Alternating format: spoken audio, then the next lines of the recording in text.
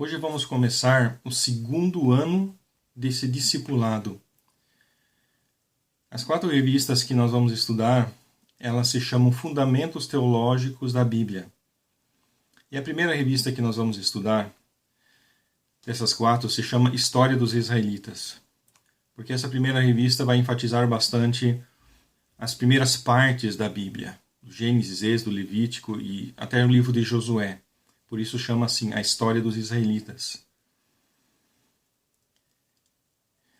Eu quero que os meus alunos entendam por que é que vamos estudar mais um ano.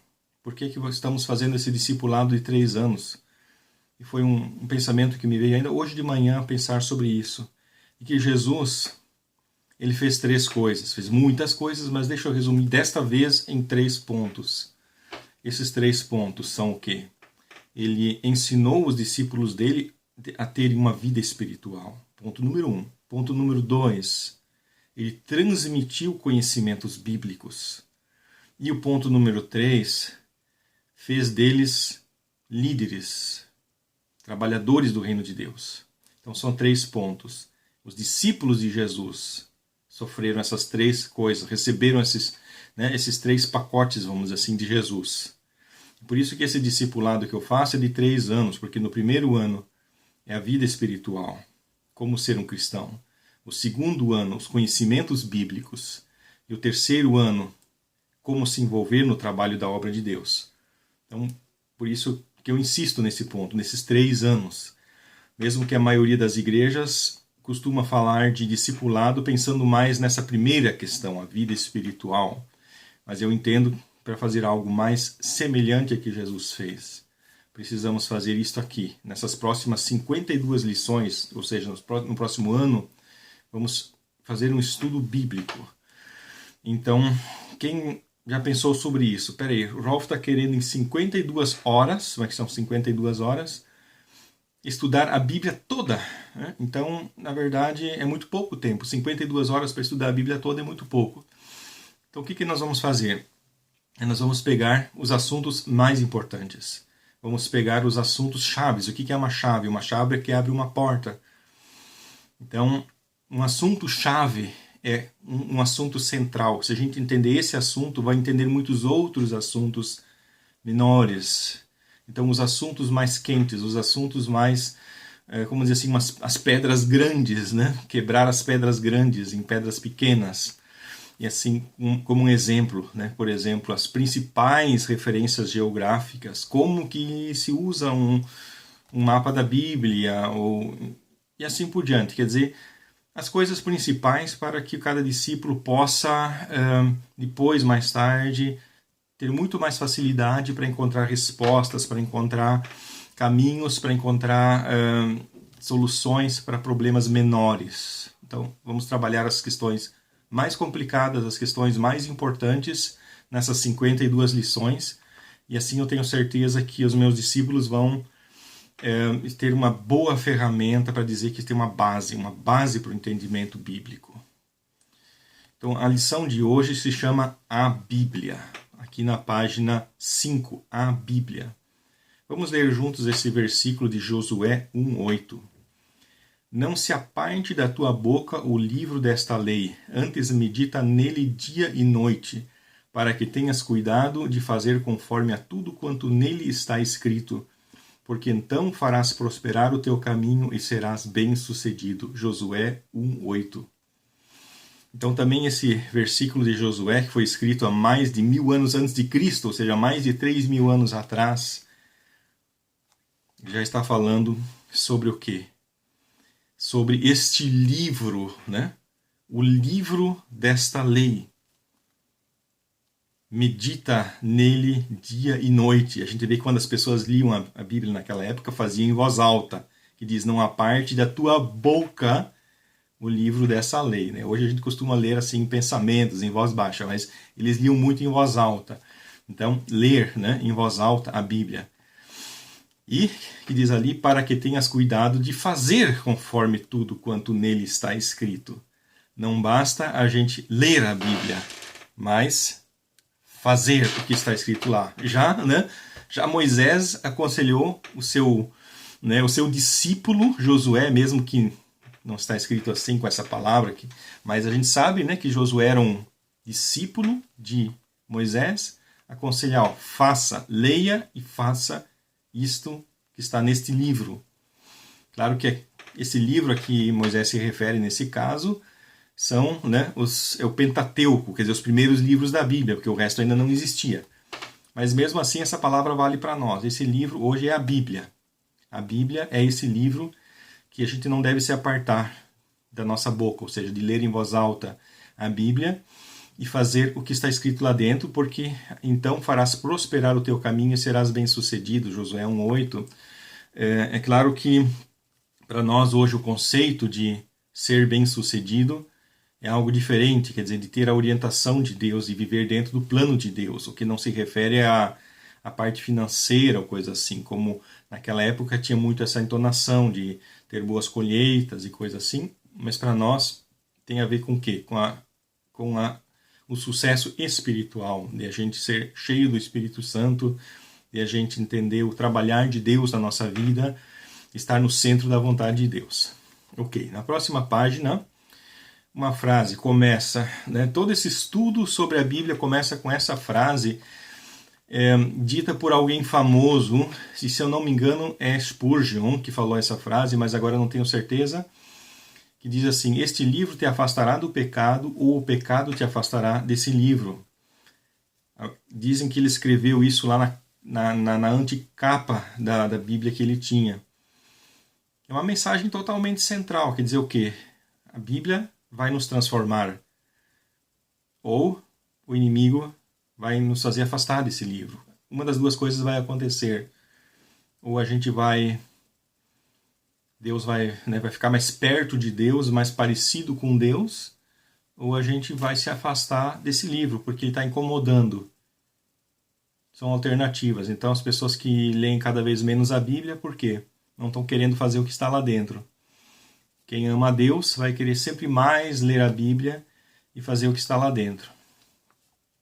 Uma frase para a gente pensar, uma frase a gente também pode, né, talvez escrever na própria Bíblia ou, enfim, memorizar essa ideia. Né? Não é um versículo bíblico, mas é uma mensagem muito forte. Na lição de hoje, nós queremos olhar a Bíblia como um todo. É o que nós vamos ver também, vamos ver no correr de todas as lições. Eu vou procurar sempre ver a Bíblia como um todo. Um dos erros que levam muitas pessoas à heresia é isso, é tirar coisas do contexto. Então temos que ver a Bíblia como um todo. Mas a lição de hoje se chama a Bíblia, para nos fazer pensar como que a gente lê a Bíblia do modo mais certo, ou como é que a gente entende a Bíblia, que é algo assim, que se refere a todos os livros da Bíblia. De que modo eu posso ler a Bíblia melhor? Então, a primeira pergunta é: como devemos estudar a Bíblia?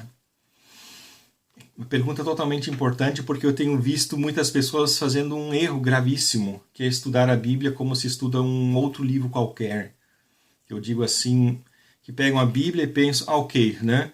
Eu tenho aqui Shakespeare, eu tenho aqui um romance de um autor tal e tal, e tenho aqui a Bíblia, né?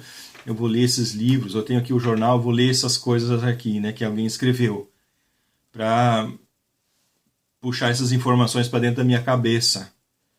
Então, tem pessoas, né, que leem desse modo. Até uma vez, o marido de uma professora na faculdade de teologia, só que esse homem também tinha estudado teologia. Ele, em algum momento, ele fez um comentário, ele disse assim: eu não gosto de ler o Novo Testamento grego, porque ele foi escrito no grego koiné. Com isso ele queria dizer, porque existe o grego clássico, né, que foi 500 anos antes do grego koiné, então ele só lia coisas em grego clássico, não ia ler coisas num grego banal como o grego koiné. Então, o que me faz pensar o quê? Que ele não entendeu que você não lê a Bíblia por causa do conteúdo literário da Bíblia, por ter sido escrito numa língua X ou Y, mas sim para se encontrar com Deus. Então, por isso a leitura bíblica, o estudo bíblico, ele não é um mero conhecimento intelectual. Claro que nós vamos estudar muitas coisas intelectualmente, muitas informações que nós precisamos saber, que são uma base para a gente entender a Bíblia, quando ela foi escrita e por quem, e etc. É uma base importante, mas se ficar só nisso, só no conhecimento intelectual, então nós não vamos chegar no ponto que a Bíblia quer, né? Então quem faz isso é o humanista. O humanista que pensa que a Bíblia foi escrita por homens. O humanista, ele vê o homem como o centro de tudo. Então ele tenta entender a Bíblia. Ele lê a Bíblia, pensa que entendeu e tenta explicar aquilo que entendeu para alguém outro, mas não atinge o objetivo, que é, né, o temor a Deus, a reverência a Deus, a comunhão com Deus.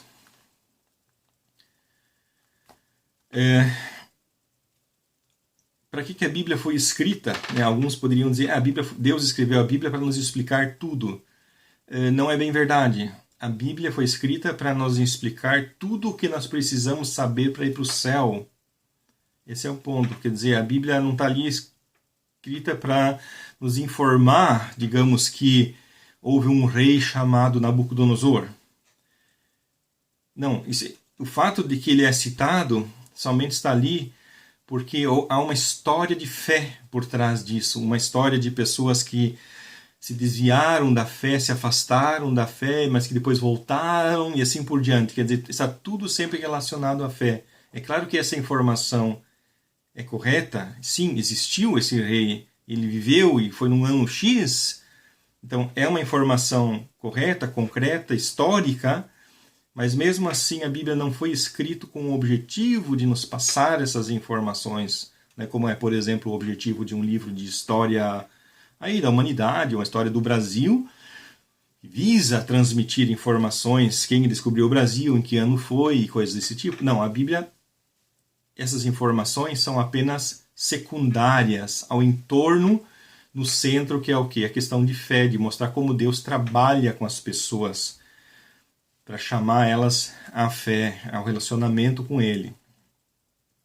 Então, a Bíblia tem tudo o que nós precisamos para viver como Deus quer, para conhecer a Deus, para obedecer a Deus.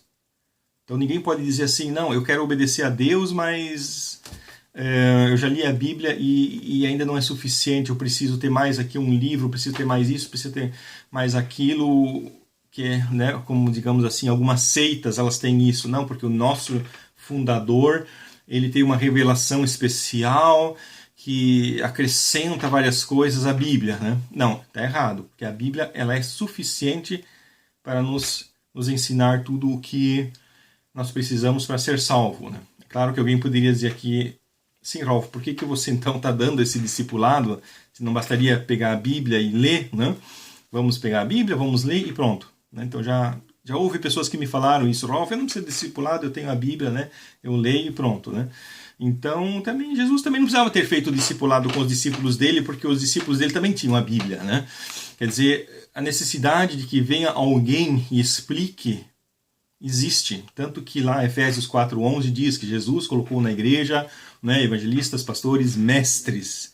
Quer dizer, as pessoas têm necessidade de que venha alguém e explique, facilite, como os nossos professores na escola. Quer dizer, hoje eu não preciso que alguém me explique como é que 1 mais 1 é 2, mas quando eu tinha 5 anos de idade eu precisei que alguém me explicasse isso, né? Porque a gente tem fases na vida da gente, então quando a gente se converte para Jesus, a gente precisa que alguém explique certas coisas para a gente. Mais tarde a gente vai dizer assim, poxa, mas isso aqui é tão fácil, né? Mas lá no início a gente precisou de alguém que explicasse isso para a gente, que mastigasse, né? Então esse meu discipulado, ele visa, né, ser uma explicação da Bíblia, assim como as cartas, né? As cartas dos apóstolos, né? Seja a carta de Romanos, de Coríntios, de Efésios, de Gálatas, de Pedro e tal, também só explicam o que Jesus ensinou. A gente poderia dizer assim, não, podemos dispensar essas cartas aí, porque elas nada mais são do que uma explicação dos evangelhos, né? Poderia se fazer também assim, por que a gente não se faz? Claro, porque a gente precisa dessas explicações, que fazem a gente entender melhor aquilo que Jesus ensinou. Então, a necessidade de alguém que explique para a gente, né? E também, se eu explicar alguma coisa errada, a minha palavra não tem autoridade. Quer dizer, né, o que vale é a Bíblia. Se eu falar alguma coisa contra a Bíblia, alguma coisa que não vem da Bíblia, então não tem valor. Tudo que eu pretendo falar é um reflexo do que está na Bíblia. Tem um versículo aqui, Deuteronômio 29, que diz assim: as coisas encobertas pertencem ao Senhor nosso Deus, porém as reveladas nos pertencem a nós e a nossos filhos para sempre, para que cumpramos todas as palavras dessa lei. Deuteronômio 29. Então, está claro que Deus não revelou tudo. Tem muita coisa que a gente não sabe. Muita coisa que a gente não sabe, né? É claro que é complicado de dizer um troço desse assim, né? Ah, mas eu queria saber todas as coisas que eu não sei, né? Mas não tem como, quer dizer, tem tanta coisa, né? O cientista mais inteligente do mundo, ele não pode afirmar eu sei tudo, né? Ou sei 90% do que existe para se saber. Ninguém pode afirmar isso. Então tem muita coisa que a gente não sabe.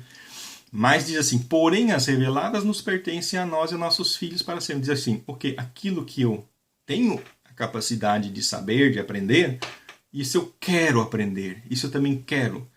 Não posso cair no outro extremo e dizer assim, já que eu nunca vou saber tudo, o que eu faço, eu não quero saber de nada.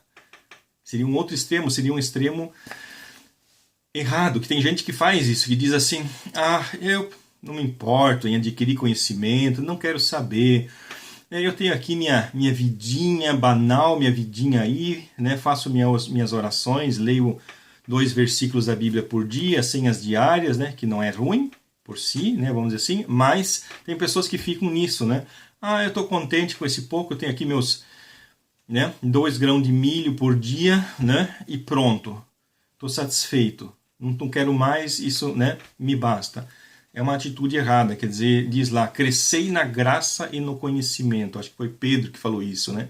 Crescer no conhecimento, buscar aprender mais. Então, como devemos estudar a Bíblia foi a pergunta, né? Ler a Bíblia, mas buscar a Deus através da Bíblia. Eu uso, né, uma palavra, um exemplo, dizer que a Bíblia é a carta de amor de Deus para nós.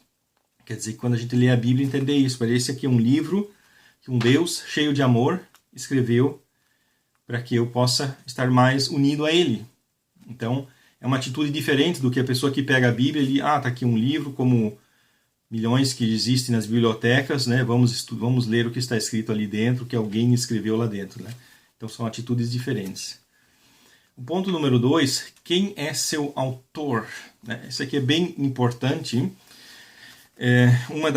Uma pergunta que me fizeram, acho que foi no primeiro semestre da faculdade de teologia, algum estudante liberal, né, que existe a teologia liberal, algum estudante liberal me perguntou, você sabia que a Bíblia foi escrita por homens, né? E aquilo não me assustou nem um pouquinho naquela hora, né? Me assusta hoje, mas naquela hora não me assustou. Porque como eu já tinha lido a Bíblia, eu tinha lido lá, Evangelho conforme Mateus, Carta de Paulo aos Romanos, né? Aí, sim, claro, a Bíblia foi escrita por homens, né? Mateus, o Paulo, enfim, né? Lucas escreveu lá o Evangelho de Lucas e o Atos dos Apóstolos e tal. Foram, né, seres humanos que escreveram. Mas a intenção de quem fez a pergunta era dizer algo totalmente diferente. De dizer que a Bíblia, as coisas que estão escritas na Bíblia foram inventadas por pessoas. Como, né, alguém que escreve um livro, ele senta e pensa alguma coisa e escreve. Ele pensa na cabeça dele e escreve. Então ele quis dizer isso. Você sabia que a Bíblia foi escrita por homens? Ele quis dizer isso, que a Bíblia foi escrita, digamos, Moisés, quando escreveu, né, as coisas que ele escreveu ali, tirou isso da cabeça dele. É isso que está por trás de um tipo de pergunta dessa. Você sabia que a Bíblia foi escrita por homens? Então tem pessoas que pensam isso, que pensam que ali o livro de Gênesis, Êxodo, Levítico, Números, Deuteronômio foi escrito por Moisés, ou seja, que Moisés tirou isso da cabeça dele, essas coisas que estão escritas ali. E toda vez que ele fala assim, Deus falou isso ou aquilo, quer dizer que ele tirou isso da cabeça dele, ele inventou isso. Então tem pessoas que pensam desse modo. Nós temos que tomar muito cuidado com essas pessoas que pensam assim, porque é totalmente errado.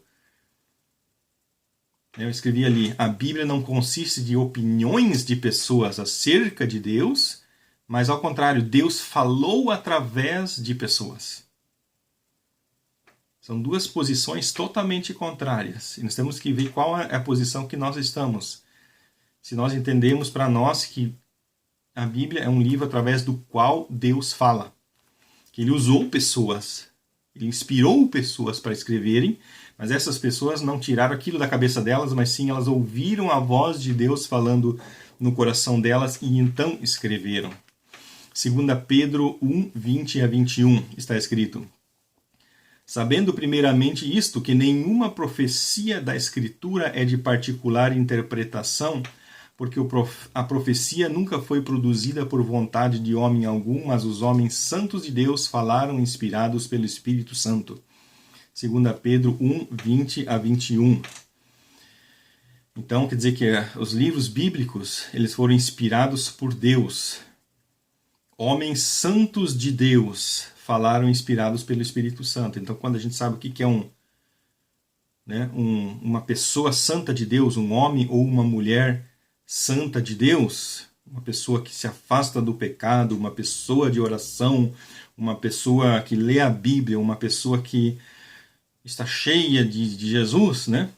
Esse tipo de pessoa que foi usada por Deus para escrever a Bíblia. Então tem pessoas que dizem, mas eu não entendo como é que Deus inspirou pessoas, né? Aí eu digo, sim, claro, quem não sabe o que é santidade, também não pode entender como é que Deus inspirou pessoas para escreverem a Bíblia, né? Porque as pessoas aí, os cristãos aí que se chamam de cristãos, mas estão aí levando o pecado meio na flauta, não levando a coisa muito a sério, aí também não pode entender como é que Deus inspirou a Bíblia, né? Porque se a gente ama a santidade, ama a presença de Deus, ama a oração, aí a gente também entende como é que funciona esse processo da inspiração, de Deus falar com a gente, de Deus se revelar para a gente.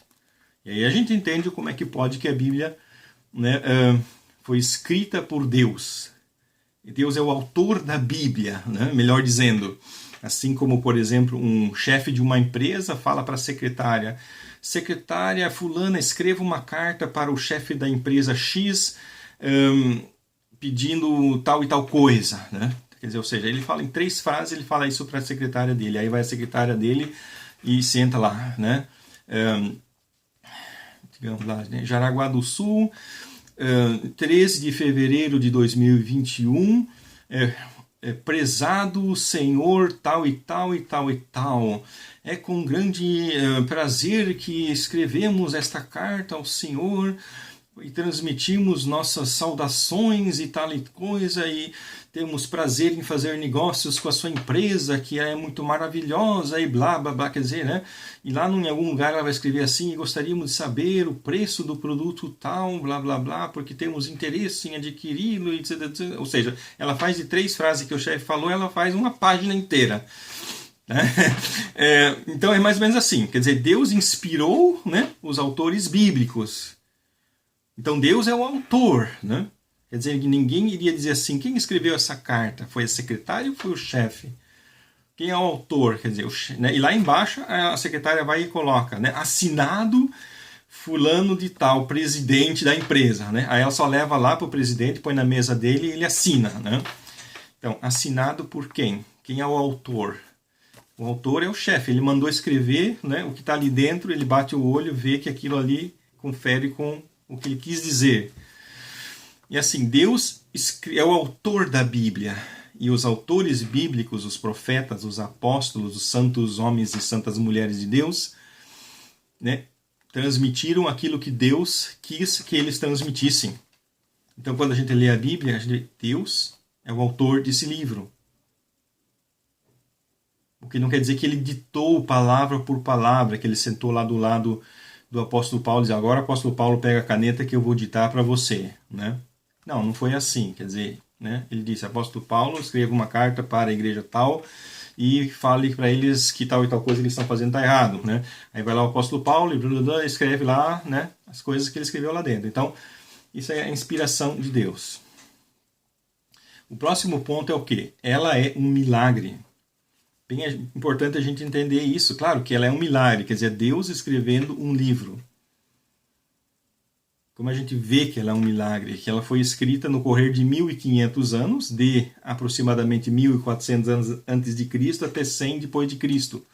Então foi um período de 1500 anos, cerca de 40 autores em 3 idiomas, quer dizer, hebraico, grego e uma pequena parte do Antigo Testamento em aramaico.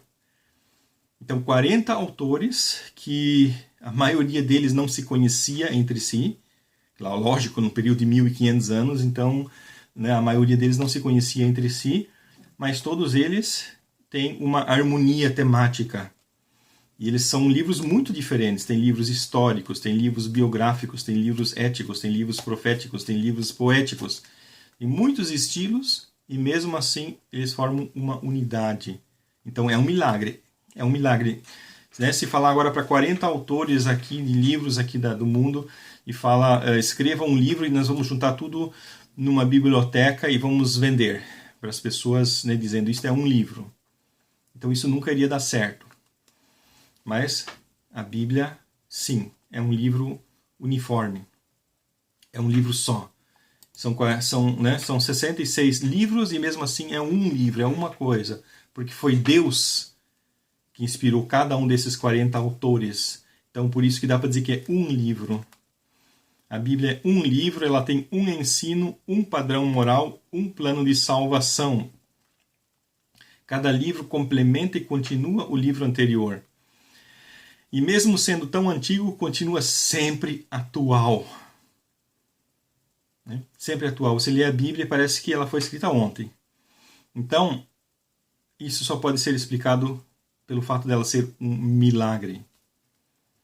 Muitos imperadores e igrejas tentaram impedir que ela fosse lida, ou tentaram destruí-la, eliminá-la. Muitos caluniam a Bíblia. A Bíblia é um livro muito difícil, ninguém consegue entender. Né? Ou já teve reis que proibiram as pessoas de ler a Bíblia. Já teve teólogos importantes que proibiram as pessoas de ler a Bíblia. Já teve muitos que queimaram as Bíblias, tiraram a Bíblia das pessoas e queimaram. Né? E mesmo assim a Bíblia continua existindo e é o livro mais vendido, mais traduzido do mundo. Em mais de 2.000 idiomas e dialetos. Então a Bíblia é um milagre. O próximo ponto se chama Ela nos traz uma mensagem exclusiva. Também há algo tremendo sobre a Bíblia, que nos fala do quê?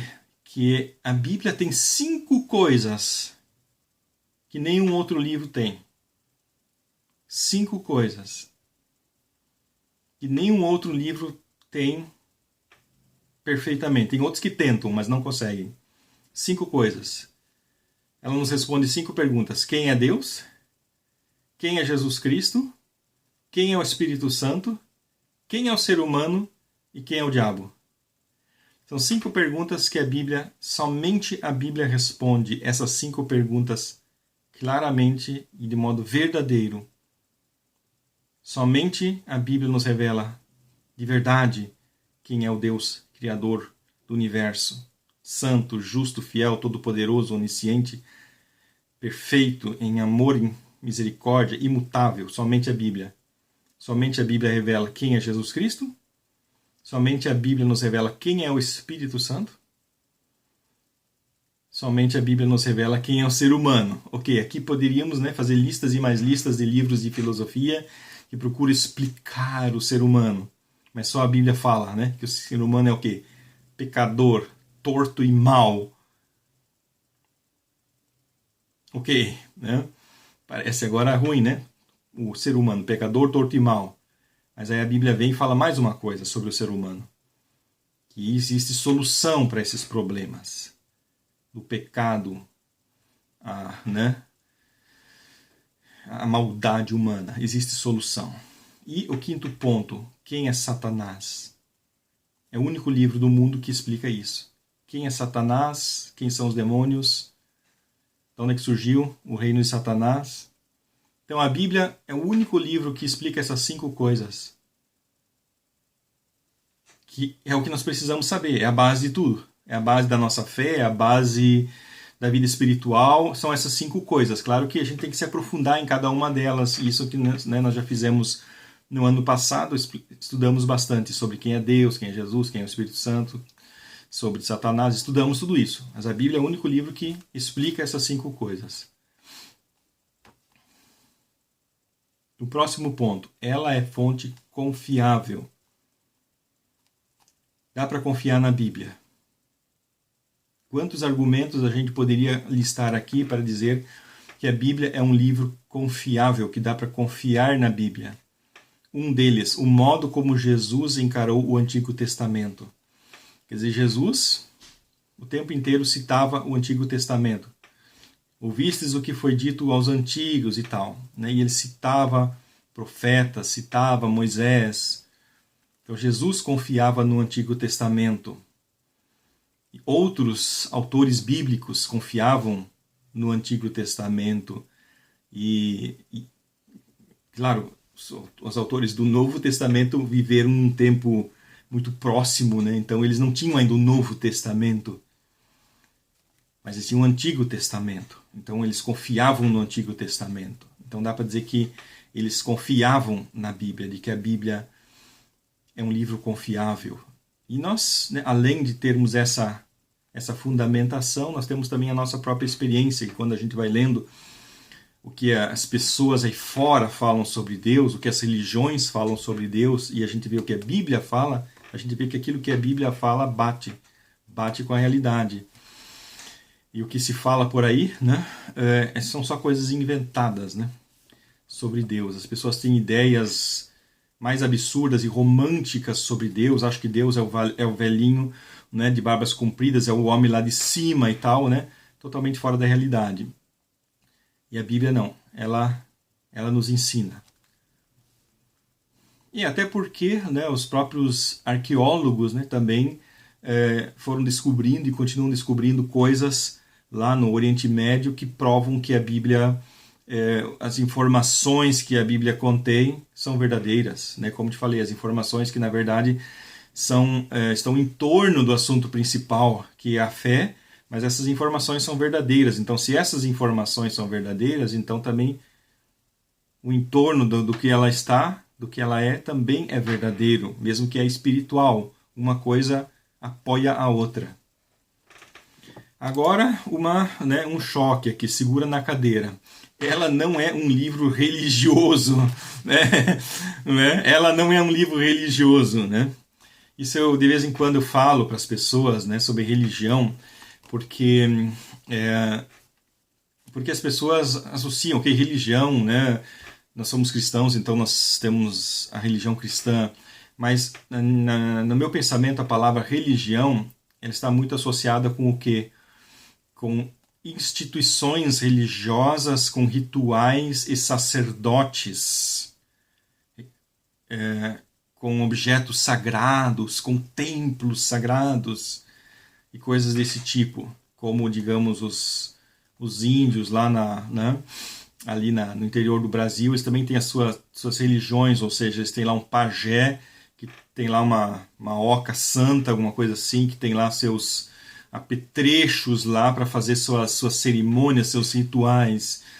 Quer dizer, né, pensando do ponto de vista da ciência da religião, é a mesma coisa. Quer dizer, se esse templo é de pedra ou é de palha, mas a ideia de um local sagrado, né, ou um sacerdote, ou seja, um intermediário entre as divindades e o povo, né, e também os objetos sagrados, né, sejam eles lá objetos de ouro ou que sejam eles lá feitos de pena de galinha, alguma coisa assim, mas objetos sagrados, né? Então isso tem a ver com religião. E Jesus Cristo ele ensinava exatamente o contrário. Ele ensinava de uma fé pessoal em Deus, não uma fé intermediada por sacerdotes, por templos, por objetos sagrados, mas uma fé direta em Deus.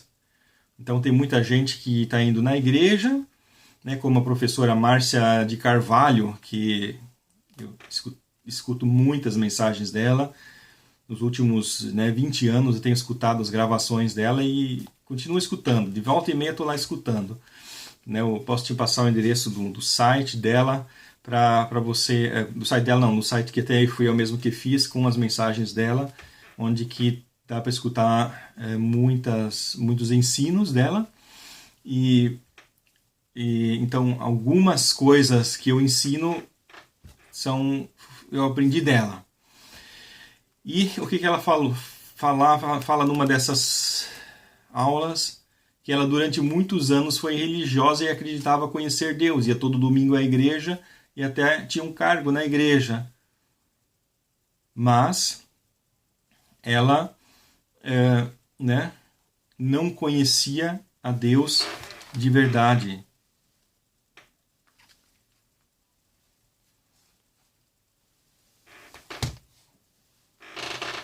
Está escutando?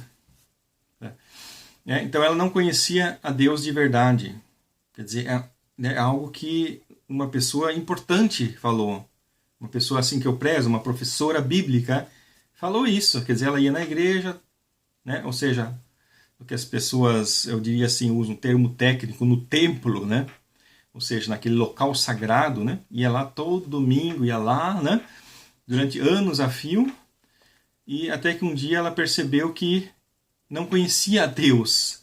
Ela ia lá, cumpria tudo, batia no peito, dizia, eu sou muito religiosa e tal, mas não conhecia a Deus. E depois que ela se converteu, veio a conhecer a Deus, veio a perceber que ela tinha que buscar a Deus. Veio a conhecer a Deus, receber a Jesus no coração dela, e começou a mudar totalmente o modo dela pensar, de ver as coisas, e até se tornou uma professora bíblica e agora fica alertando as pessoas. Olha, pessoal, não adianta você ir lá na igreja toda semana, sentar lá e cumprir todas aquelas coisas, os rituais, as cerimônias, ser muito religioso, né? Mas não conhecer a Deus. Então, por isso digo que a Bíblia não é um livro religioso, ou seja, a Bíblia, para nós cristãos, não visa ser um livro que nos ensina a fazer cerimônias religiosas. Os judeus, sim. O Antigo Testamento, ele fala sobre isso bastante, até no livro de Levíticos a gente vai estudar. Cerimônias religiosas, aquele tabernáculo, né, que mais tarde Salomão transformou em pedra, fez dele um templo de Salomão, e com os seus objetos religiosos, que tinha lá, né, a lâmpada dos 7 braços, tinha lá a Arca da Aliança, tinha lá a mesa com os pães da proposição, então tinha todos aqueles objetos sagrados, né? Tinha lá os sacerdotes com as suas vestimentas sagradas, e eles faziam os sacrifícios que tinha que ser em tempos, todos os dias, em tal horário, e tinha que ser, tudo era definido, tinha que ser tal animal, e tinha que ser feito de uma maneira X, Y. Então isso sim, isso era um livro religioso. Quer dizer, para os judeus, a Bíblia é um livro religioso. Quer dizer, o Antigo Testamento, o nosso Antigo Testamento é a Bíblia dos judeus. Para eles é um livro religioso, que está ensinando, você tem que fazer tal ritual, você tem que fazer tal cerimônia, existe o templo, existe os sacerdotes, existem os objetos sagrados. Mas para nós cristãos, não é assim. Jesus não disse para os apóstolos, vocês têm que construir um templo, vocês têm que construir um prédio e consagrar ele, fazer dele um templo sagrado, vocês têm que usar roupas sacerdotais, vocês têm que criar objetos sagrados, vocês têm que criar cerimônias e rituais e coisas assim. Jesus não falou nada disso. Ele foi contra isso. Quando os discípulos uma vez falaram, mestre, olha só que pedras, que construções, falando que templo lindo, que templo grande e maravilhoso, que Jesus não disse, sim, meus discípulos, olhem bem para esse templo, porque logo, logo vocês vão ter que construir templos bem parecidos com esse. Né? Não foi isso que Jesus disse, mas ele disse, tudo isso será destruído, não ficará pedra sobre pedra. Que Jesus também quis dizer com isso, que Deus não se interessa por pedras. Deus não mora em templos de pedra. Deus não mora em alguma casa. Né? Deus, para ele, o universo não abrange a Deus. Deus é maior que o universo. Então, o que é uma igreja para nós? Igreja é um local de reuniões, né? Igreja é um local de reuniões, não é um templo. Tenho que tomar cuidado com isso. E a mesma coisa, um pastor, ele não é um sacerdote, ele é o quê?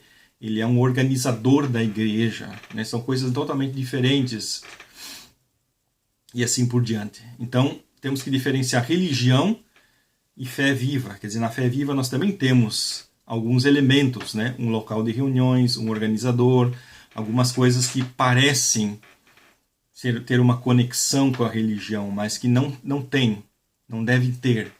As pessoas religiosas, elas pensam, elas vão na igreja e o pastor é um sacerdote, e que a igreja é um templo, né? As pessoas religiosas têm esse modo religioso de pensar, mas é errado, por isso que eu escrevi aqui. Ela não é um livro religioso. Para nós, a Bíblia é um livro de relacionamento, que Jesus disse, né? João 4, nem em Jerusalém, nem em Samaria é um lugar de adorar a Deus. Por quê? Porque Deus busca quem o adore em espírito. Adore em espírito e em verdade. Ou seja, não depende do local, não depende de um templo. Depende da gente, do nosso espírito, buscar adorar a Deus. Como devemos lê-la? Mais uma pergunta bem importante. Como devemos interpretar a Bíblia? Só essa pergunta aqui foi bem sarcástica, né? Eu escrevi essa pergunta aqui, né? Se eu não tivesse eu que tivesse escrito essa pergunta, eu ia gritar agora depois de ler essa pergunta, né? Mas eu sei porque foi assim irônica que eu escrevi, como devemos interpretar a Bíblia, porque é exatamente isso que nós não devemos fazer, interpretar a Bíblia. Tem pessoas que pensam para entender a Bíblia precisamos de livros especiais, comentários, explicações de grandes, inteligentíssimos teólogos, né? Porque nós, seres humanos normais, banais, nunca vamos entender a Bíblia. Isso está errado. Nós temos sim a capacidade de entender 90% do que está escrito na Bíblia, né? Porque a Bíblia foi escrita para a gente entender. Deus não escreveu lá, olha, esse livro aqui é só para os sacerdotes, só para os escribas, isso é muito complicado para o povo. Não, a Bíblia está escrita para cada pessoa entender.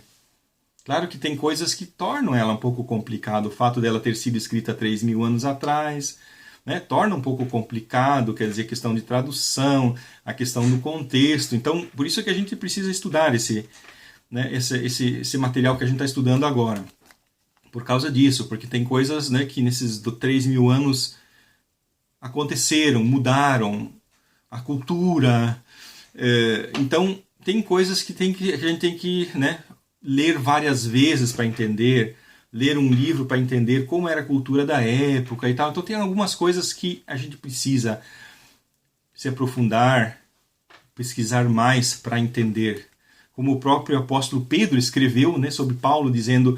Paulo escreve algumas coisas que são bem complicadas de entender. Quer dizer, já naquela época, há 2.000 anos atrás, Pedro percebeu que tinha pessoas que estavam distorcendo o que Paulo escrevia, porque ele escrevia, né, meio complicado, meio profundo. Então, muito mais nós, hoje, que estamos há 2.000 anos depois, né, temos dificuldade em entender algumas coisas que Paulo escreve, né, o que não quer dizer que seja impossível de entender, só quer dizer que a gente precisa se esforçar um pouco mais, que a gente precisa se dedicar a orar mais, ler, né, a Bíblia dentro do contexto. Quer dizer, tem algumas regrinhas que são dicas, que não são regras, né, mas são dicas que para a gente ajudam a gente a, com o uso do bom senso saudável, entender a Bíblia.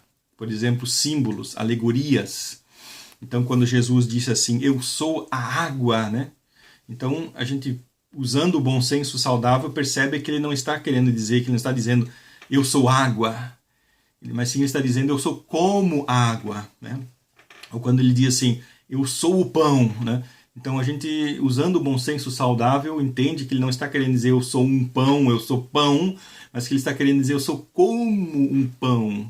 Que existe uma semelhança, que existe algo, uma lição a ser aprendida quando a gente compara Jesus com um pão, né? Então, o bom senso saudável nos ajuda a entender coisas que são, vamos dizer assim, bastante simples, mas tem pessoas que daí complicam, né? Porque tem as pessoas que que pergunta assim: você entende a Bíblia literalmente, né? Eu tenho que dizer, não, eu não entendo a Bíblia literalmente. Eu entendo a Bíblia assim como ela quer ser entendida, o que é algo diferente. Por exemplo, a Constituição Federal do Brasil, ela tem que ser entendida literalmente, porque os deputados que escreveram as leis que estão lá dentro, eles pensaram nisso, escreveram lá cada palavra, cada frase lá dentro, para ser o mais exato possível, para os juízes, os advogados lerem aquilo, né, e dizer, não, está escrito aqui tal palavra. Isso tem que ser entendido exatamente de modo literal, né? Ok, isso é a Constituição Federal do Brasil, mas nós estamos falando da Bíblia. E a Bíblia, ela foi para ser lida usando o bom senso saudável. Quer dizer, a gente lê alguma coisa, não entende, e então não sai correndo atrás de algum intérprete, de algum guru teológico, alguma coisa assim, que a gente até pode fazer, mas de a gente usar o bom senso saudável, ou seja, ler, tipo assim, vou ler o capítulo inteiro. Se eu não entendi um versículo, o que eu vou fazer? Eu vou ler o capítulo todo, para ver a sequência, qual é esse versículo é uma continuação de algo que já vinha, né, sendo explicado lá atrás, né?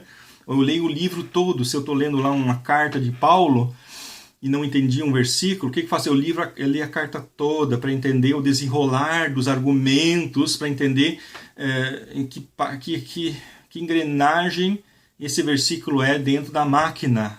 Qual é a máquina para entender qual é a função dessa engrenagem, por assim dizer. Então, existem muitas dicas que nos ajudam a entender. Uma coisa que atrapalha as pessoas de entender a Bíblia é aquela ideia que muitos têm, diz assim, eu vou ler, mas não vou entender. Então, tem pessoas que quando abrem a Bíblia já diz, eu vou ler, mas não vou entender. Né? Então, pronto, se já começou desse jeito, não vai chegar a lugar nenhum. Né? Qual é o jeito certo da gente ler a Bíblia? Né? Fazer aquela oração, Senhor, Tu escreveste este livro, explique-me e entenderei. Você abre a Bíblia e diz, Deus, Tu escreveu esse livro, Tu está querendo dizer alguma coisa para mim? Por favor, né? Me fale. Como que devemos ler a Bíblia? Como está escrito, a Bíblia quer dizer o que ela diz. A princípio devemos tomar a Bíblia literalmente. A princípio, na maioria dos textos, a gente lê e entende o que está escrito. Mas existem muitos lugares que a Bíblia fala de modo figurado. Então, se a Bíblia num certo lugar fala de modo figurado, nós temos que procurar em outro lugar dentro da Bíblia a explicação para aquela figura. Não podemos procurar fora da Bíblia, porque só a Bíblia pode explicar a Bíblia. Só a Bíblia tem autorização para explicar a própria Bíblia. Porque senão, uma pessoa no Brasil ia entender um versículo de um jeito, a pessoa nos Estados Unidos ia entender aquele versículo de outro jeito, a pessoa na Alemanha ia entender o versículo de outro jeito. Se cada um for procurar uma explicação ali fora. Não, tem que procurar a explicação dentro da Bíblia. Porque o significado dela é o mesmo em todos os lugares do mundo. Então, por exemplo, tem ali Apocalipse 17:1, uma mulher assentada sobre muitas águas, que obviamente é uma linguagem figurada. Ninguém ia pensar que esse texto se refere mesmo a uma mulher de carne e osso, sentada literalmente em cima de um monte de água. Quer dizer, usando o bom senso saudável, logo a gente vai perceber, isso aqui na verdade é um símbolo, isso aqui na verdade é uma mensagem simbólica, a mulher simboliza alguma coisa, o fato de estar sentada simboliza alguma coisa, e essas tais de muitas águas simbolizam alguma coisa. O que essas simbolizam? Aí você vai lendo mais um pouquinho e ele encontra no versículo 15 e no versículo 18. No mesmo capítulo a explicação, o que é, É só ler um pouco mais adiante, às vezes a explicação muitas vezes está ali no mesmo capítulo, às vezes está no mesmo livro, às vezes está em outros livros.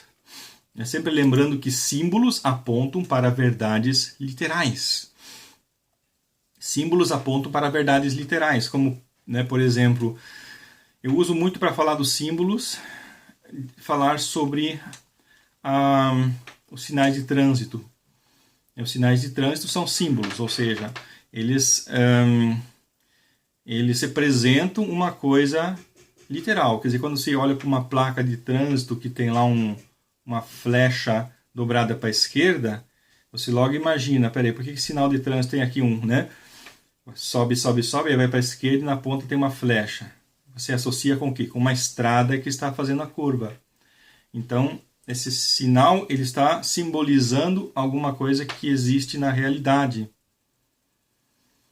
Então, assim, os símbolos eles representam coisas reais. Os símbolos, né, é importante a gente entender isso, que os símbolos não estão na Bíblia simplesmente para nos divertir, mas sim estão apontando para algo real, que existe mesmo.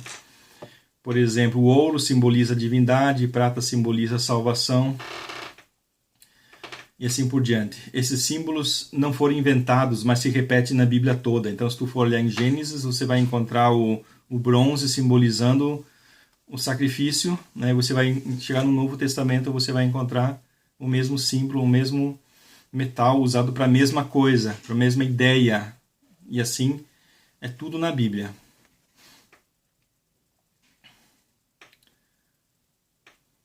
A maioria das dificuldades na leitura bíblica se resolvem quando lemos o texto no contexto. O que é esse texto lido no contexto, né? É isso, é ler os versículos anteriores, é ler o capítulo todo, é ler o livro todo. Para a gente entender, né, como eu disse, que esse versículo é uma engrenagem. Então a gente entender a máquina dentro do qual ele está, para entender a função daquela engrenagem dentro daquela máquina.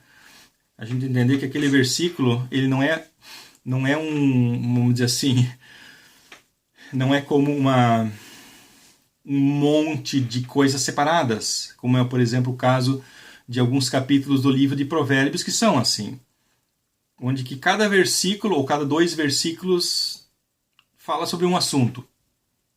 São ditados populares, é um ajuntamento de ditados populares. Então, cada 1 ou 2 versículos é um ditado. Tu muda de assunto. Um versículo é um assunto. Outro versículo, outro assunto. Outro versículo, outro assunto. Outro versículo, outro assunto. Ok. Em alguns capítulos do livro de Provérbios é assim.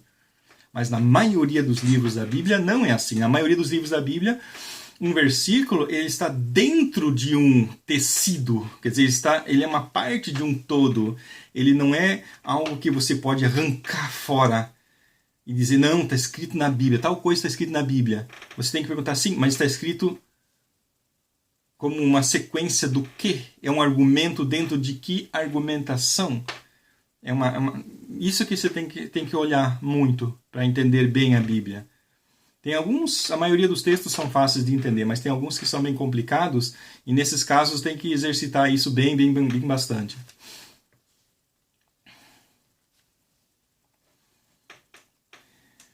Eu falei antes sobre a interpretação, que a gente não deve interpretar a Bíblia. Ninguém deve interpretar a Bíblia. Ok, né? Vamos entender o que significa a palavra interpretar, porque senão ele dizer, não, o Rolf falou que ninguém pode interpretar a Bíblia, e como é que ele está dando aula de Bíblia? Sim, então deixa eu diferenciar entre interpretar e explanar. Interpretar e explanar. Quer dizer, interpretar é dar a opinião sobre uma coisa. Ler a Bíblia diz, na minha opinião, isso significa isso e aquilo. Isso é interpretar. É dar a sua opinião sobre aquilo. Mas o que eu estou fazendo aqui? Eu não estou querendo dar a minha opinião sobre a Bíblia, mas eu estou querendo explanar, ou seja, estou querendo ser um alto-falante da Bíblia, querendo falar a Bíblia de modo mais fácil. Eu pego as coisas da Bíblia, que são, às vezes, difíceis, né, porque também é um livro muito grosso, tentando de um modo sistemático dividir em pedacinhos menores, por assim dizer, e explanar, ou seja, eu deixo a Bíblia falar por ela mesma. Essas coisas que eu estou falando aqui, você vê que toda hora tem ali um versículo que eu cito por extenso ou entre parênteses, eu estou citando algum versículo, e esses versículos eu não estou citando para comprovar o que eu estou falando, a minha opinião, mas exatamente ao contrário. Eu fiz o contrário, eu li a Bíblia, peguei o que a Bíblia fala e estou explicando o que a Bíblia fala. Eu já li muitos estudos bíblicos que são exatamente isso, que eu fui lendo lá, aí peguei os parênteses, fui lendo lá os parênteses, o que estava escrito, e às vezes o que estava escrito naquele versículo era algo totalmente diferente do que a pessoa tinha falado ali. Ou assim, tipo assim, a pessoa estava falando sobre um assunto, digamos que a pessoa estivesse falando sobre fé, aí você abre aquele versículo que também fala sobre fé, Mas o que aquele versículo fala sobre fé é algo bem diferente do que a pessoa ali está falando sobre fé. Ela só colocou aquela referência para dizer assim, olha, eu estou me apoiando na Bíblia, né? Para as pessoas pensarem, ele usa a Bíblia para provar o que ele está dizendo, né? Mas isso é errado. Usar a Bíblia para provar o que nós pensamos, isso é heresia, isso é blasfêmia. O que é certo, então? O certo é a gente expor a Bíblia, a gente pegar a Bíblia e explicar ela para as pessoas. E para isso a gente, claro, usa nossas ideias, nosso jeito de explicar, nossas palavras, para explicar a Bíblia para as pessoas. Tá? E aqui, né, a Márcia falou mais uma coisa muito interessante que eu coloquei ali, né? A Bíblia não nos pergunta a nossa opinião. A maioria os livros que existem, a maioria dos livros que existe por aí, você lê, e quando você lê alguma coisa, você pensa, não, mas eu não sou dessa opinião, eu não concordo com o que o autor desse livro escreve. Né? Ninguém é obrigado a ter a mesma opinião que os autores de todos os livros. Quer dizer, eles expressam a opinião deles e a gente lê e pensa, gostei, não gostei, concordo, não concordo. E assim tem muita gente lendo a Bíblia, lê a Bíblia e diz, mas eu não concordo, né? Só que a Bíblia é diferente. Deus na Bíblia não está convidando o ser humano para fazer um debate. Deus na Bíblia não está dizendo, querido ser humano, vamos conversar para ver, eu vou te falar o que eu penso, você fala o que você pensa e vamos tentar chegar a um acordo, né? Não, assim não é a Bíblia. A Bíblia, ela nos comunica o pensamento de Deus, a opinião de Deus. A Bíblia é diferente. Então é muito errado a gente ler a Bíblia e pensar, mas eu não concordo com isso. Nós não temos o que não concordar com a Bíblia. Deus está nos comunicando, Deus está nos transmitindo uma mensagem. Ele disse para os apóstolos e profetas, transmitam esta mensagem para as pessoas. Então Deus está nos transmitindo uma mensagem. E se a gente não concordar com a mensagem que Deus está transmitindo, ok, a gente pode não concordar, mas essa mensagem ela vai ficar de pé. Deus não vai mudar a opinião dele se a gente não concordar. É tipo assim, se o povo brasileiro não gostou de uma lei que os deputados fizeram, o povo vai para as ruas, faz demonstração e tal, aí os deputados vão lá e mudam a lei.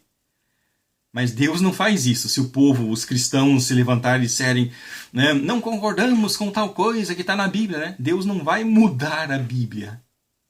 Né? Deus não vai mudar. Está ali. O que Deus mandou escrever está escrito. Nós é que temos que nos sujeitar à vontade de Deus. Se afastar do sentido literal pode levar a todo tipo de ideias. Fazer isso é errado e perigoso. Sim, como eu te falei, a maior parte do que está na Bíblia é literal. Literal no sentido assim, o que seria o contrário de literal? Que nem eu falei quando Jesus disse, eu sou água, né? Eu sou a água. Então é um sentido figurado, a gente percebe que ele está falando num sentido figurado, num sentido, né, imaginário, querendo transmitir uma mensagem. Mas isso o nosso bom senso saudável nos diz. Jesus não está querendo dizer que ele é água mesmo, né? Ali um líquido, né? Não, ele está querendo transmitir uma mensagem. Então, nesse caso, é bastante óbvio.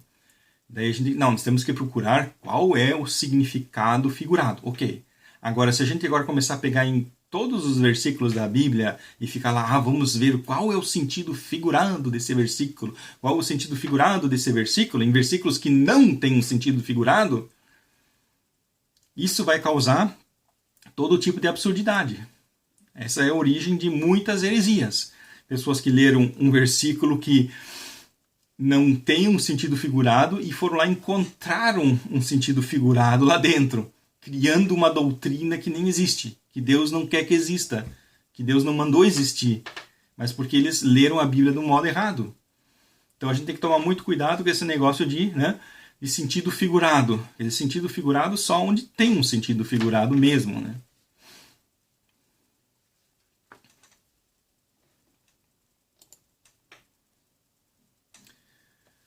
Cada crente pode ler e entender o que a Bíblia diz. Basta ler com paciência seriedade e sinceridade. Ela não possui nenhum código secreto que precise ser decifrado. Né? Eu tenho que aqui fazer um sorriso irônico nessa hora, porque, sim, muitos pensam isso, que existe lá o código da Vinci, ou sei lá o quê, né? Enfim, são filmes, né, que falam ali sobre códigos que existem na Bíblia, ou sei lá onde, né? Existem pessoas que pensam assim, você tem que somar o valor de todas as letras da Bíblia e isso vai trazer um resultado, e ali se tu encontrar a palavra que está bem no meio da Bíblia, ela vai ter um significado e não sei o que lá, e se tu fizer um cálculo em cima do valor numérico das palavras da Bíblia em hebraico e blá, entende? Tem pessoas que pensam isso, que Deus colocou lá uma espécie de código, né? Como se as palavras da Bíblia fossem ali informações de um computador e a gente tem que ir lá com cálculos numéricos descobrir alguma coisa misteriosa que está ali dentro. Isso é totalmente absurdo. Por quê? Exatamente pelo que eu vinha dizendo. A Bíblia foi feita para ser lida normalmente, como um livro, porque todo mundo é para entender a Bíblia. A princípio, para início de conversa, todo mundo é para entender o grosso da Bíblia. Aí, claro, existem coisas ali figuradas e tal, né? Mas que usando o bom senso saudável, a maioria dessas coisas a gente vai também conseguir entender, e só pouquíssimas coisas que realmente têm que ser cavadas mais a fundo por pessoas que têm anos de conhecimento bíblico, né? Mas, né, de modo geral, qualquer pessoa vai entender a Bíblia. Deuteronômio 30:11. Porque este mandamento que hoje te ordeno não te é encoberto e tampouco está longe de ti. Deuteronômio 30:11. Deus falou, né? Que as coisas que Deus fala, ele não falou com o objetivo de que as pessoas não entendessem. Com raríssimas exceções, como é o caso de Isaías 6, 9 e 10 e Lucas 8, 10. Onde fala, né, quando os discípulos perguntam para Jesus, mestre, por que tu ensinas em parábolas? E ele fala, né, para que ouvindo não entendam, para que vendo não entendam e venham a se converter, né? Quer dizer, então existiu ali uma situação que fez Jesus, né, ficar um pouco chateado com as pessoas e começou a falar muitas parábolas, porque viu que algumas pessoas nem estavam querendo prestar atenção no que ele dizia. Aí, vocês não querem prestar atenção no que eu falo, eu também vou falar de um jeito que vocês também não vão entender, né? Mais ou menos assim, expressando em minhas palavras. Mas isso são raríssimos casos na Bíblia. A maior parte da Bíblia está escrita ali para a gente entender. Até porque, né, no caso de Jesus, ele fez isso, sendo que ele tinha ali 3 anos, ele ficou pregando de modo que as pessoas entendessem. E se alguém ficou 3 anos escutando o que ele falava e não entendeu, né, então eu dou razão para Jesus de ficar chateado com essas pessoas. E vai, estou 3 anos pregando e vocês não entendem o que eu falo, né? Entende? É mais ou menos assim, quer dizer, por quê? Exatamente porque Jesus falou para as pessoas entender, falou de modo simples. E assim é a Bíblia. A Bíblia, ela fala para a gente, no uso do nosso bom senso saudável, a gente entender tudo o que ela fala.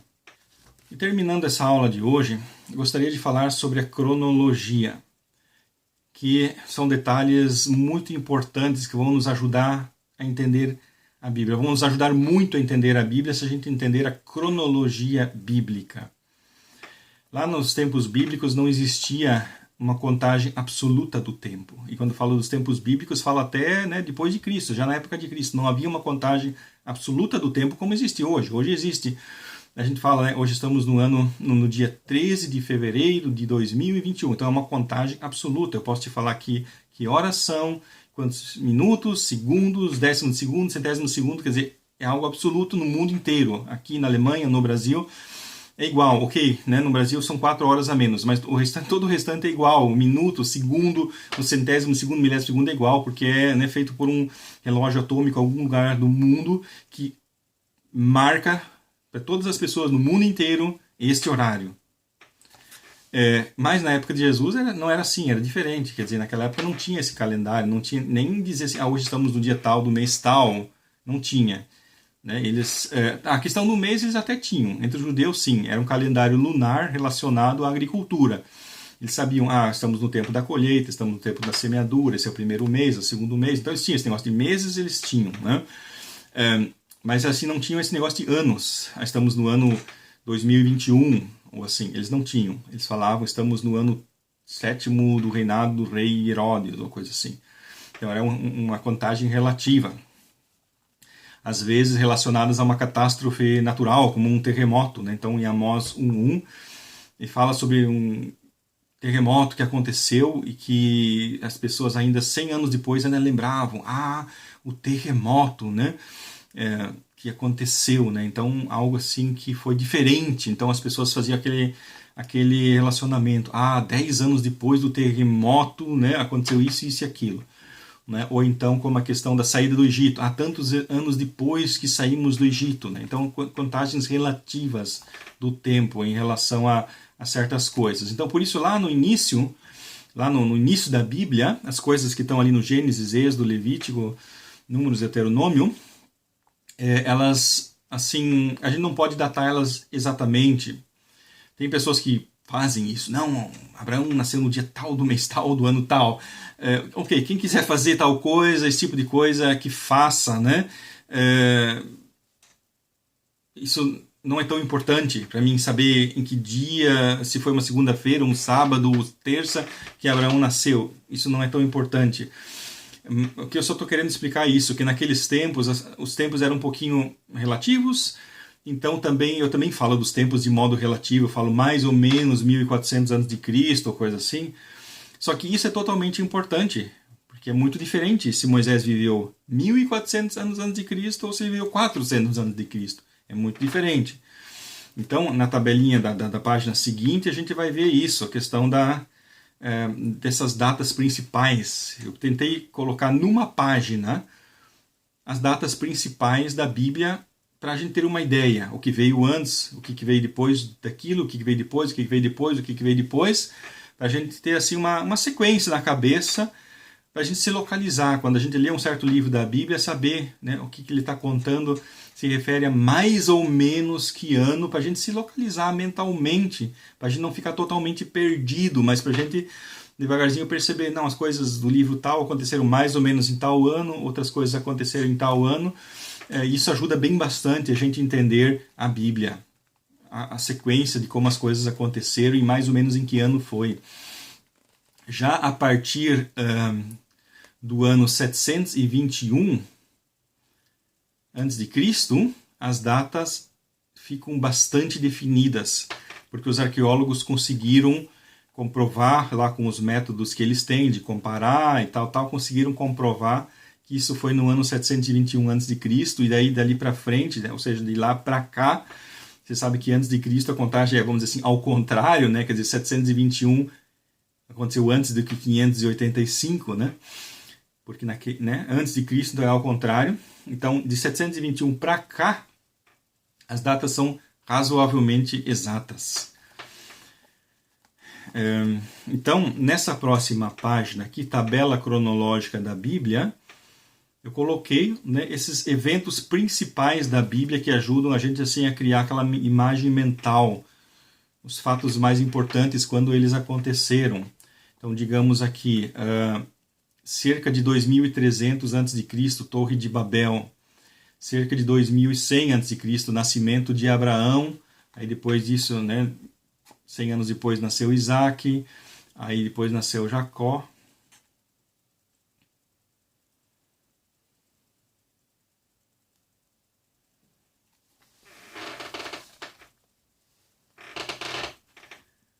Está escutando? E então, isso foi lá mais ou menos no ano 2000 a.C., né? Então, assim, tem pessoas que conseguem memorizar isso aqui, né? Leem isso aqui, já sabem de cor, né? Que em 975 a.C. aconteceu a divisão do reino, coisa assim, né? Ok, tem pessoas que conseguem decorar esse tipo de coisa, mas o meu objetivo é ajudar assim, aquelas pessoas que não têm tanta facilidade de decorar, só para pegar assim, aquela noção mais assim genérica, né? Quando que viveu Abraão? Isso foi lá mais ou menos no ano 2000 a.C., né? Para ter uma noção, né? 2000 a.C., por ali é que viveu Abraão.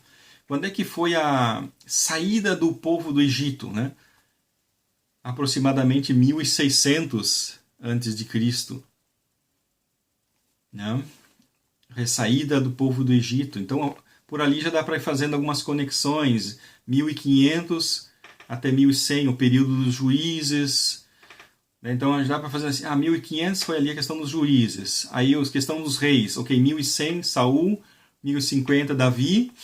Ou seja, pensa, um pouco mais de 1000, os reis. Por volta ali do 1000 a.C., né? Saul, Davi e Salomão. E aí depois veio o reino dividido, 900, 800, 700, por ali, o reino dividido. Aí 722, Samaria cai. E 586, queda de Jerusalém, ou seja, 140, mais ou menos 140 anos depois, queda de Jerusalém.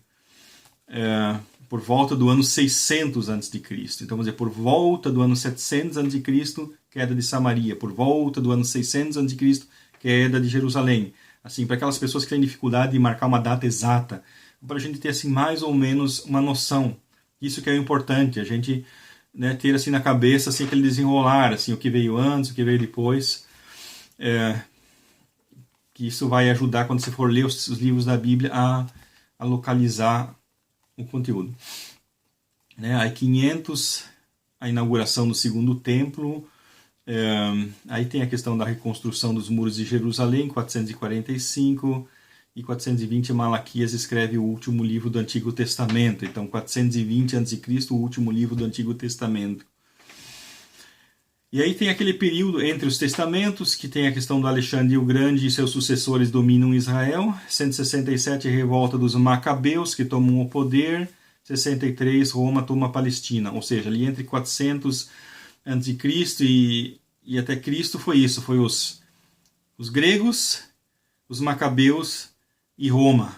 Dominou a Palestina, ou seja, Canaã dominou.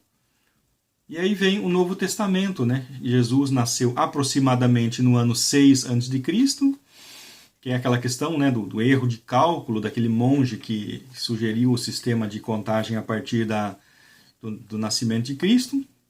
Aproximadamente 30 depois de Cristo, o Pentecoste, quer dizer, tudo por volta ali do início, né?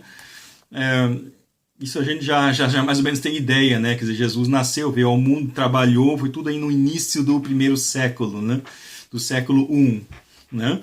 E aí João, o apóstolo de Jesus, o último apóstolo a morrer, morreu no ano 100, aproximadamente no ano 100 depois de Cristo. Então ali, né, naqueles 100 anos aconteceu tudo. Jesus veio, Jesus pregou, os evangelhos foram escritos, as cartas foram escritas e tal, tudo mais ou menos ali nessa faixa. Então essa cronologia, ela visa isso, visa facilitar para a gente ter assim, né, em uma página, tudo numa página para formar aquele mapa mental da história, da cronologia da Bíblia. Tarefas, as 4 perguntas que a gente logo vai debater. Aproximadamente quando viveram os patriarcas Abraão, Isaque e Jacó? Pergunta número 2, cite características que revelam que a Bíblia é um milagre de Deus. Pergunta número 3, quais são os ensinos da Bíblia que nenhum outro livro tem? E pergunta número 4, se a Bíblia não deve ser interpretada, o que fazem então os professores de escola bíblica? Amém. Glória a Deus.